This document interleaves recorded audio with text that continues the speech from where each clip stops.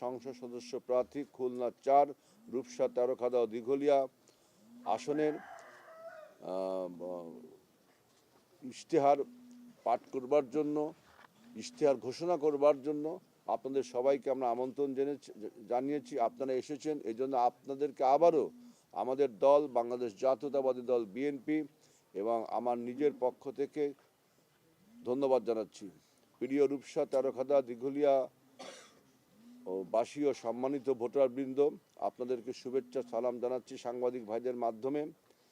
নদী ও প্রকৃতি বেষ্টিত আমাদের প্রিয় রূপসা, তেরোখাদা ও দিঘলিয়া উপজেলা, বিভিন্ন পেশাজীবী, বিভিন্ন সম্প্রদায় ও জনমানুষের বাসভূমি এই খুলনা ৪ আসন।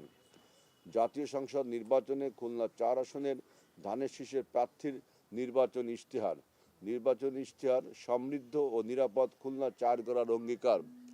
আমাদের প্রধান অঙ্গীকার সমৃদ্ধ ও নিরাপদ খুলনা ৪ গড়ার অঙ্গীকারকে সামনে রেখে আমরা ইশতেহার ঘোষণা করছি।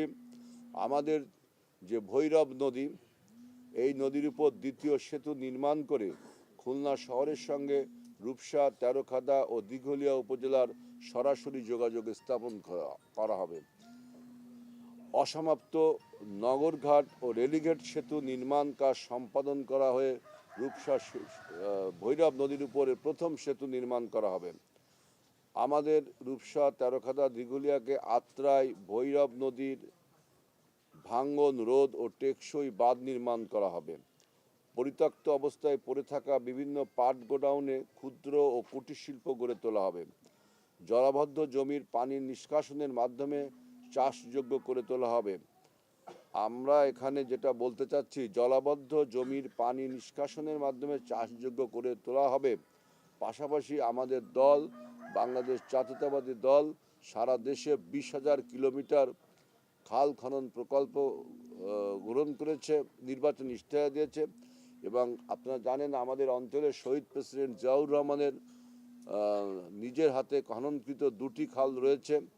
এছাড়াও আমাদের প্রায় 4 থেকে 5টি খাল ভরাট হয়ে গেছে। এই খালগুলো আমরা নির্বাচনের পরেই, সরকার গঠনের পরে আমরা এই খাল খনন কর্মসূচি গ্রহণ করব এবং আমাদের এলাকার যত খালগুলো আছে সেই খালগুলো আমরা খনন করব। আমাদের জনবহুল এলাকা দেয়ারা খেয়াঘাট সংস্কার করা হবে। এর পাশাপাশি সেনের বাজার খেয়াঘাট, রূপসা খেয়াঘাট, পথের বাজার খেয়াঘাট, এই সমস্ত খেয়াঘাটগুলোকে সংস্কার করে আমরা একটা আদর্শ খেয়াঘাট এই জনপদের জনগণকে উপহার দিব। আলহাজ সরোয়ার খান ডিগ্রি কলেজ, এই কলেজটা আমাদের এই অঞ্চলে সবচেয়ে ভালো, লেখাপড়ায় সবচেয়ে ভালো কলেজ। এই কলেজটাকে সরকারিকরণ করবার জন্য উদ্যোগ নেওয়া হবে। যুব সমাজকে খেলাধুলায় সম্পৃক্তকরণের জন্য বিভিন্ন খেলার মাঠ সংস্করণে বাস্তবমুখী পদক্ষেপ গ্রহণ করা হবে। সবচেয়ে বড় জিনিস, আমাদের এই অঞ্চলের একমাত্র শিল্প ছিল একসময় স্টার জুট মিল। এই জুট মিলের সাথে খুলনারও অনেক জুট মিল ছিল, Sonali jute mill, people jute mill, crescent jute mill, stand jute mill, Mohsin jute mill. এইসব জুট মিলগুলোকে, বিশেষ করে স্টার জুট মিল, আমার এই নির্বাচনী এলাকায় এই জুট মিলকে আমরা চালু করব। তেরোখাদার বিভিন্ন স্থান ঝুঁকিপূর্ণ, কারণ গহীন গ্রাম, সেই সমস্ত গ্রামে পুলিশের উপস্থিতি বা পুলিশ পৌঁছাতে দেরি হয়, তাই আমরা সেখানে পুলিশ ফাঁড়ি স্থাপন করব। আমাদের দিঘলিয়ার যে হাটবোর্ড খেয়াঘাট, এই খেয়াঘাটকে ভট্টাচার্য খেয়াঘাট বলা হয়। এই খেয়াঘাটে একটা ফেরির ব্যবস্থা করা হবে মানুষের চলাচলের জন্য। এবং আমাদের এখানে যে সমস্ত শিল্প কলকারখানা আছে, এগুলো শ্রমিকের, ছোট ছোট শিল্প কলকারখানা, শ্রমিকের উপযুক্ত মজুরির জন্য আমরা জোর ভূমিকা রাখব। আমাদের তেরোখাদার হাজি গ্রামে একটা স্টেডিয়াম আছে, দিঘলিয়ার হাজি গ্রামে, সেখানে একটা মিনি স্টেডিয়াম, সেই স্টেডিয়ামটাকে আমরা আধুনিকীকরণ করব ইনশাআল্লাহ। আমাদের এই যে কবি কৃষ্ণচন্দ্র ইনস্টিটিউট দিঘলিয়ায়, সেখানে একটা কৃষ্ণচন্দ্র মজুমদারের স্মৃতি সংরক্ষণার্থে একটা লাইব্রেরি আছে। আমরা এই লাইব্রেরিটি এবং ওই জায়গাটি, তার জন্মভূমির ওই জায়গাটি সাংস্কৃতিক মন্ত্রণালয়ের অধীনে তালিকাভুক্ত করার জন্য সরকারের কাছে আমরা আবেদন করব এবং করব ইনশাল্লাহ। সবচেয়ে বড় কথা, উৎপাদনমুখী নতুন শিল্প প্রতিষ্ঠান তৈরি করে নতুন নতুন কর্মসংস্থান সৃষ্টি করব। যেমন আমাদের এই অঞ্চলে প্রচুর দুধ উৎপাদন হয়, আপনারা জানেন। এই তেরোখাদা রূপসা অঞ্চলে প্রচুর দুধ উৎপাদন হয়, গরুর দুধ। এই দুধগুলোকে প্রক্রিয়াজাত করবার জন্য আমরা একটা মিল্ক ভিটার আদলে বা আড়ংয়ের আদলে একটা প্লান্ট নির্মাণ করব, যেখানে অনেক লোকের কর্মসংস্থান হবে। আমাদের খামারিরা সহজ মূল্যে দুধ বিক্রি করতে পারবে এবং প্রয়োজনে আমরা আমাদের নামে, এই রূপসা বা তেরোখাদার নামে আমরা একটি দুধ প্রক্রিয়াজাতকরণ করে তার ব্র্যান্ডে আমরা দুধ বাজারে ছাড়তে পারি। আমাদের এই যে ধর্মীয় এবং সামাজিক সম্প্রীতি কথা যে আমরা বলছি, সেই ধর্মীয় এবং সামাজিক সম্প্রীতির মাধ্যমে আমরা সনাতন ধর্ম এবং অন্যান্য ধর্মের সাথে মেলবন্ধন করে মানুষকে নিরাপত্তা নিশ্চিত করব।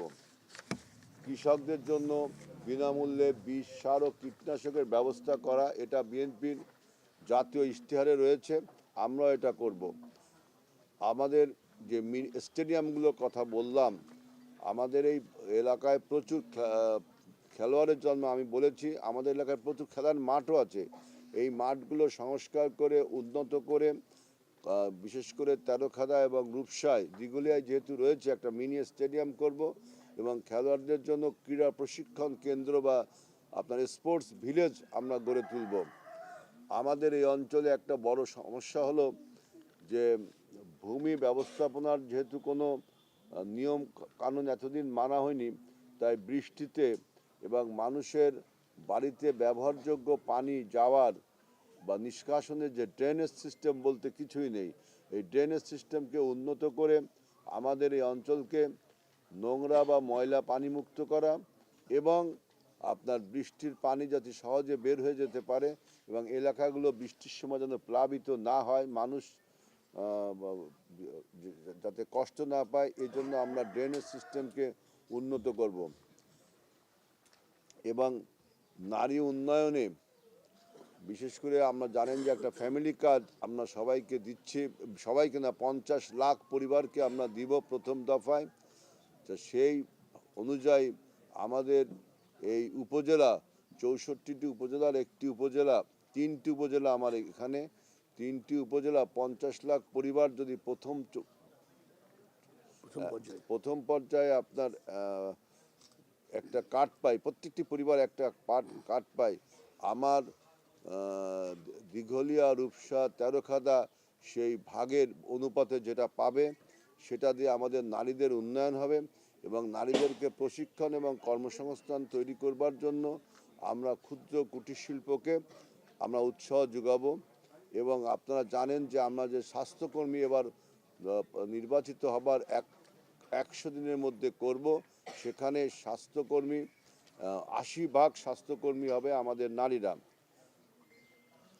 আমাদের দিঘলিয়া, তেরোখাদা উপজেলায় আমরা এবং রূপসা উপজেলায় যে স্বাস্থ্য কমপ্লেক্সটি আছে, THC বলে সেটাকে, সে স্বাস্থ্য কমপ্লেক্সে আধুনিক যন্ত্রপাতি এবং বিশেষজ্ঞ চিকিৎসকের মাধ্যমে পূর্ণাঙ্গ হসপিটাল আমরা তৈরি করব। এবং এই হসপিটালগুলো আপনাদের একটু কথা বলে নিই, আমাদের যে চিকিৎসা পলিসি, এবার স্বাস্থ্য পলিসি বিএনপির, যে এই সমস্ত হসপিটালগুলোতে যদি বেডের সংখ্যা, আপনারা জানেন 50টি বেডের অধিক নেই এক একটা হসপিটালে, যদি আমাদের বাড়তি রোগী হয়ে যায় তখন এই বাড়তি রোগীরা এই সেবাটা পাবে পাবলিক কোনো প্রাইভেট কোনো হসপিটালে, তাদেরকে আমরা ট্রান্সফার করব। এই জন্য সরকার PPP, পাবলিক প্রাইভেট পার্টনারশিপ, একটা উদ্যোগ নিয়েছে, আমাদের বিএনপির ইশতেহারে আছে। সুতরাং আমাদের প্রাথমিক স্বাস্থ্যসেবার একটা ব্যবস্থা আগামী নির্বাচনে হবে। আপনার সবচেয়ে আরেকটা বড় কথা হলো যে আমাদের এই দিঘলিয়া, রূপসা, তেরোখাদায় মাদক, সন্ত্রাস, চাঁদাবাজ, দখলবাজের একটা প্রাদুর্ভাব আমরা উত্তরাধিকার সূত্রে পেয়েছি। গত 17 বছরের ইতিহাস না টানলেও গত 17 বছরে আমরা উত্তরাধিকার সূত্রে এই মাদক, সন্ত্রাস, চাঁদাবাজের একটা ইতিহাস রয়েছে। আমরা এবার বিএনপি এবং অন্যান্য রাজনৈতিক দলের কাছে আমরা আহ্বান জানিয়েছি এই চাঁদাবাজ, সন্ত্রাসীদেরকে যেন কোনো রাজনৈতিকভাবে অবস্থান না দেওয়া হয় এবং রাজনৈতিক কোনো পরিচয় না দেওয়া হয়, কারণ এদের একটাই পরিচয়, এরা সন্ত্রাসী। এদেরকে আমরা এবার নির্মূল করব, উচ্ছেদ করব, সামাজিকভাবে বয়কট করব এবং প্রশাসনের কাছে আহ্বান থাকবে তারা চিহ্নিত তাদেরকে গ্রেফতার করুন। আমাদের রূপসার রহিমনগর নন্দনপুর এলাকায় স্থায়ী একটা নিরাপদ সেতু, বিশেষ করে আপনার নন্দনপুর থেকে তালিমপুর পর্যন্ত আমরা একটা লম্বা ব্রিজ তৈরি করবার আমাদের একটা পরিকল্পনা রয়েছে। এবং আপনারা জানেন যে আমাদের এই অঞ্চলের পানি অত্যন্ত লবণযুক্ত। লাইভ হবে, আমাদের এই অঞ্চলের পানি স্যালাইন ওয়াটার, অর্থাৎ লবণাক্ত পানি এবং আয়রন সমৃদ্ধ পানি। এই পানি পানিরও অযোগ্য, ব্যবহারেরও অযোগ্য।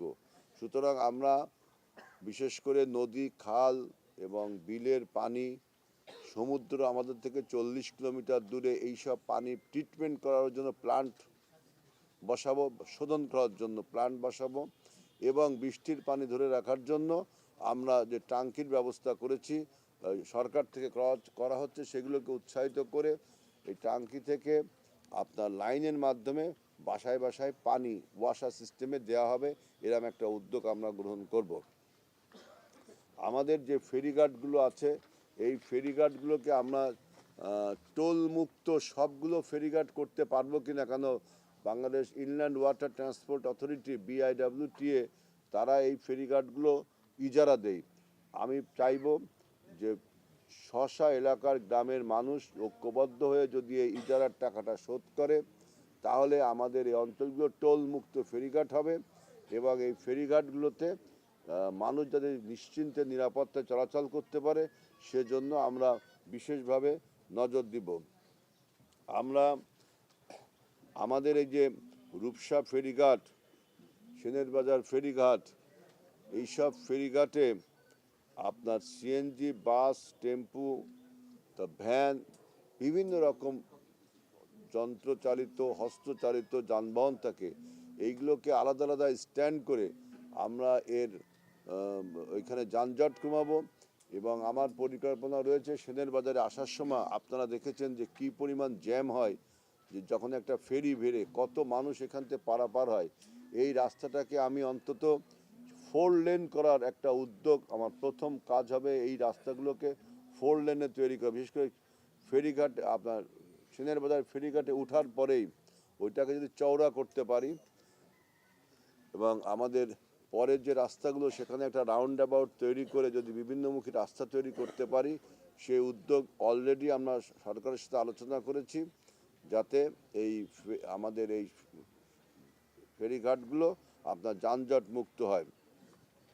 আমাদের এই যে সেনের বাজার, রূপসা বাজার, দিঘলিয়ার বিভিন্ন বাজার, এইগুলো দেখবেন গ্রামীণ বাজারগুলো, গ্রামীণ হাটগুলো বিক্ষিপ্তভাবে যেখানে সেখানে গড়ে ওঠে এবং সেইখানে পরিবেশ দূষণ হয়, ময়লা আবর্জনা নিষ্কাশন হয়। আমরা আমরা আধুনিকতার আদলে এই আমাদের সেনের বাজার, রূপসা বাজার, দিঘলিয়া বাজার, এই বাজারগুলোকে যদি শপিং মলে পরিণত করতে, বড় বড় বিল্ডিংয়ে 2-3 তলা করে একটা আমরা যদি ভবন নির্মাণ করতে পারি তাহলে অনেক জায়গা বের হয়ে আসবে এবং সেইখানে আমরা মানুষের বিনোদনের জন্য বা যারা কেনাকাটা করতে যায় তাদেরকে আমরা সুব্যবস্থা করতে পারবো। অর্থাৎ এই বাজারগুলোকে আমি বিপণী বিতানে পরিণত করবো ইনশাআল্লাহ।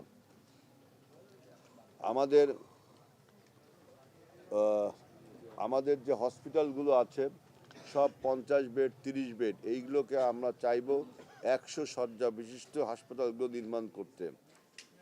আমাদের 18 বাকি নদী, আমার বাড়ির সামনে যে নদীটা, এই নদীতে আগে লঞ্চ চলতো, এই লঞ্চ এখান থেকে যায় 13 খাদা চলে যেত। প্রচুর মানুষ যাতায়াত করত। খরস্রোতা নদী ছিল 18 বাঁকি, বিভিন্নভাবে দখল করে আপনার প্রতি বছর টনকে টন পলি পড়ে আমাদের এই নদীটা ভরাট হয়ে গেছে বিভিন্ন পয়েন্টে পয়েন্টে।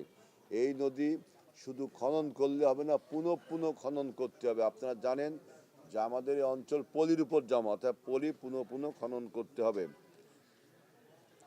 আপনার আমাদের এই অঞ্চলে স্কুল কলেজ মাদ্রাসা যেগুলো আছে, ভালো লেখাপড়া হয়, যাদের কাঠামো অবকাঠামো ভালো, সেগুলোকে আমরা সরকারি করার জন্য আমরা উদ্যোগ নিব। এবং আমাদের একটা পরিকল্পনা রয়েছে 3 উপজেলায় 3টি কেন্দ্রীয় মসজিদ এবং 3টি কেন্দ্রীয় মন্দির নির্মাণ করার। রূপসা উপজেলার আপনারা জানেন যে এখান থেকে সবচেয়ে বেশি মাছ বাইরে রপ্তানি হয়। আমরা এই জন্য রূপসা অঞ্চলে একটা ইপিজেড তৈরি করব। ইপিজেড তৈরি করার ফলে এই যে মাছ প্রক্রিয়াজাতকরণের ফলে যে বিভিন্ন রাসায়নিক দ্রব্য ব্যবহারের ফলে যে পরিবেশ দূষণ হয়, আমরা এই জন্য পরিবেশ ট্রিটমেন্ট প্ল্যান্ট তৈরি করে সেখানে ইপিজেড তৈরি করে সমস্ত মাছ কোম্পানিগুলোকে এক জায়গা করার চেষ্টা করব। আমাদের রূপসা উপজেলায় আমাদের যে সমস্ত school college public place press club যেগুলো আছে, এইগুলোকে আমরা ইন্টারনেটের আওতায় আনব, ফ্রি ইন্টারনেট সেবা দিব। এবং আমাদের এখানে যে প্রেস ক্লাবগুলো আছে সেই প্রেস ক্লাবগুলোকে যাতে আধুনিক প্রেস ক্লাব হিসেবে সংবাদ পরিবেশন করতে পারে জনগণের কাছে, এই প্রেস ক্লাবগুলোকে উন্নতি করা আমাদের একটা উদ্দেশ্য। এবং আমাদের এই অঞ্চলে জলাবদ্ধতা একটা গুরুত্বপূর্ণ সমস্যা। বিভিন্ন অঞ্চলে আপনার বিলগুলোতে, আমাদের এখানে পদ্ম বিল আছে, আপনার বাসুয়াখালী বিল আছে, পুটিমারি বিল আছে, ভুতিয়ার বিল আছে, আরও অনেক বিল, বল্লবীর বিল আছে, নাদিয়ার বিল আছে, আরও অনেক বিল আছে। এই বিলগুলোয় জলাবদ্ধতা থাকার ফলে কৃষক চাষাবাদ করতে পারে না। যখন আবার চাষাবাদ করার সময় না, তখন সেখানে পানি জমা হয়, এই পানি ধরে রেখে মাছ চাষ করতে পারে।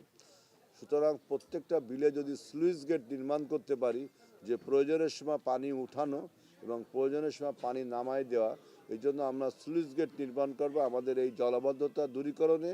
এবং যখনই পানি জমা হবে সেখানে আবার অন্য কোনো ইকোনমিক অ্যাক্টিভিটিস করবার জন্য। আমাদের এই অঞ্চল আপনার পানের বরজ এবং মৎস্য ঘেরের জন্য বিখ্যাত। এইগুলো যেন আপনার দখলমুক্ত থাকে এবং মানুষ ফ্রিডমলি এই সমস্ত জলমহলগুলো ব্যবহার করতে পারে, সেই ব্যবস্থা করা হবে। এবং আমাদের এই অঞ্চল কৃষিপ্রধান অঞ্চল, এই কৃষিপ্রধান অঞ্চলে আমরা যে আলু, পেঁয়াজ, টমেটো, বিভিন্ন শস্য, রবি শস্য, এই শস্যগুলোকে সংরক্ষণের অভাবে কৃষক প্রতি বছর আপনার অনেক কিছু ফেলে দিতে হয়, যেহেতু পচনশীল দ্রব্য ধরে রাখতে পারে না। আমরা চাইব আমাদের অঞ্চলে একটি আলুতে সংরক্ষণের কোল্ড স্টোরেজ, এবং যেটা বাংলাদেশে এখন নেই, যে আপনার পেঁয়াজ বা মরিচ বা টমেটো বা কপি বা বেগুন, এইগুলো কেন্দ্র গড়ে তুলবার জন্য, বিশেষ করে আমাদের যে পদ্ম বিল, আপনারা দেখেছেন যে লাল পদ্ম ফোটে, প্রচুর মানুষ শহর থেকে দেখতে আসে, পুরো বিল মানে রঙিন লাল হয়ে যায় এবং মানুষ প্রচুর এই পদ্ম ফুল তুলতে আসে, দেখতে আসে, ছবি তুলতে আসে। আমরা এই পদ্ম বিলকে পর্যটনের আওতায় আনার চেষ্টা করব। এবং বিভিন্ন অঞ্চল আমরা নাগরিক সেবা বাড়ানোর জন্য পাইলট প্রজেক্ট হিসাবে কিছু কিছু পৌরসভা করার আমরা উদ্যোগ নিব। আমাদের এই বিভিন্ন হসপিটালে আমরা অ্যাম্বুলেন্সের ব্যবস্থা করব। আর এই যে বিদেশে যে সমস্ত শ্রমিকরা যেতে চায়, এজন্য ভোকেশনাল ট্রেনিং সেন্টার আমাদের উপজেলায় 1টি বা 2টি আছে। আমরা আরও কিছু ভোকেশনাল ট্রেনিং সেন্টার তৈরি করব, যার ফলে এখান থেকে দক্ষ মানব শক্তি বিদেশে যে অনেক রেমিটেন্স ইনকাম করতে পারবে। তারপরে আমরা আমাদের এই সরকারি প্রতিষ্ঠানকে দুর্নীতি এবং দালাল মুক্ত করবার একটা প্রচেষ্টা চালাবো। দালাল মুক্ত করতে পারবো কিনা আমি জানি না, কারণ কি প্রত্যেকটা বিশ্বের সব জায়গায় একটা ইন্টারমিডিয়েট একটা অর্গানাইজেশন বা এজেন্সিস থাকে পাবলিক এবং সরকারের সাথে সম্পর্ক স্থাপন করার জন্য। তবে আমি দুর্নীতিমুক্ত করতে পারবো ইনশাআল্লাহ। আপনার যেটা বলছিলাম, সেনের বাজার থেকে গোপালগঞ্জ পর্যন্ত যে রাস্তা আছে সেখানে 4 লেনের রাস্তা করব এবং বিভিন্ন পয়েন্টে যাত্রী ছাউনি নির্মাণ করা হবে। এবং